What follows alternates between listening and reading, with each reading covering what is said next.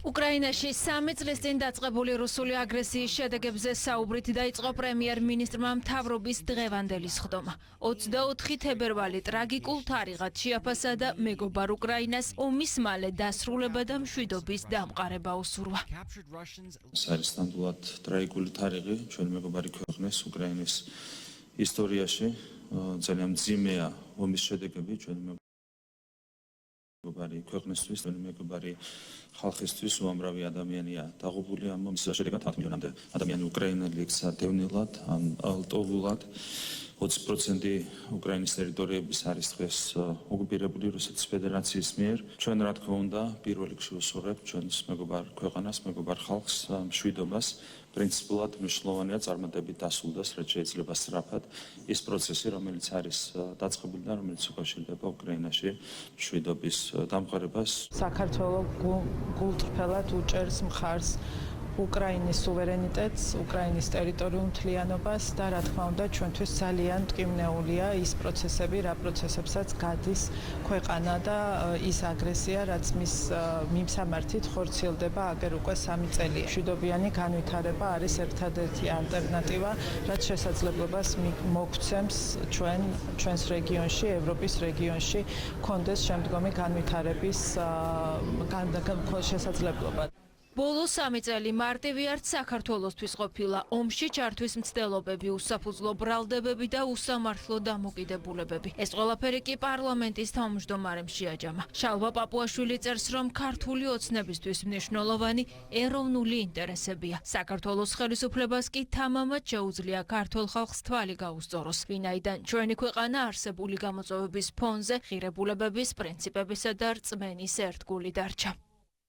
ეროვნული ინტერესები ჩვენი ხელისუფლებისთვის წარმართავი პრინციპია, რომელიც დამოუკიდებლობისა და სუვერენიტეტის დაცვას, ქვეყნის გამთლიანებას და ხალხის კეთილდღეობის გაუმჯობესებას მოიცავს.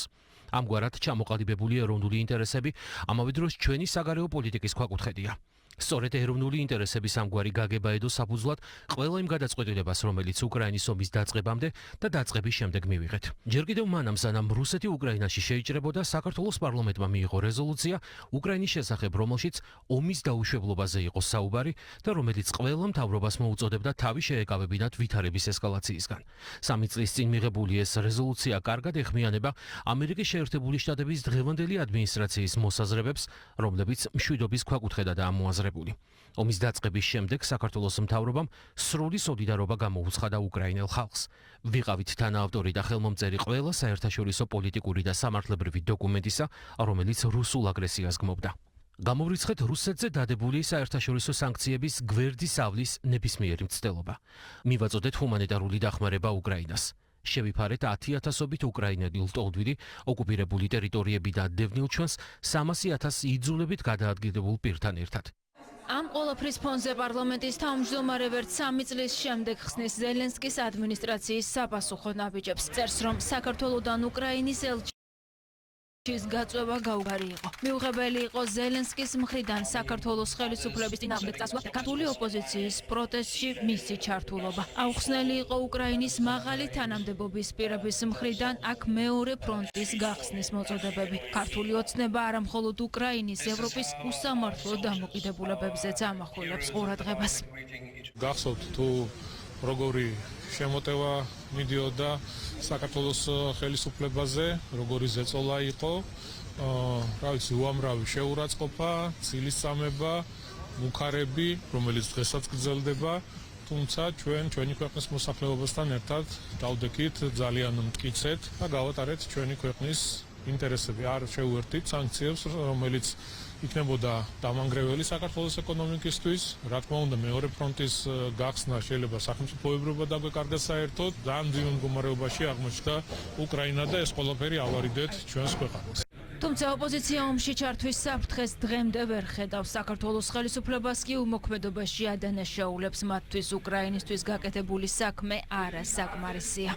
დარწმუნებული ვარ, რომ ბევრად უფრო დიდი უნდა ყოფილიყო საქართველოს როლი უკრაინის დახმარების საქმეში. იქნებოდა ეს ჰუმანიტარული, იქნებოდა ეს დიპლომატიური მხარდაჭერა თუ სხვა სახის მხარდაჭერა. ჩვენი ქვეყნის ეროვნულ ინტერესში არის ის, რომ უკრაინაში მიმდინარე პროცესების პარალელურად ხელისუფლებას დაეწყო მოქმედება ჩვენი უსაფრთხოების საკითხთან დაკავშირებით. ივანიშვილის მთელი კამპანია მომართული არის იმაზე, რომ არაფერი გაკეთდეს საქართველოს უსაფრთხოების უზრუნველყოფისთვის და საქართველოს მოწყდეს საკუთარ პარტნიორებს. მმართველი გუნდი კი ეროვნულ ინტერესებზე საუბრობს, აცხადებენ, რომ სწორედ პრაგმატული და სამშვიდობო პოლიტიკით მიაღწია ქვეყანამ სტაბილურ განვითარებას.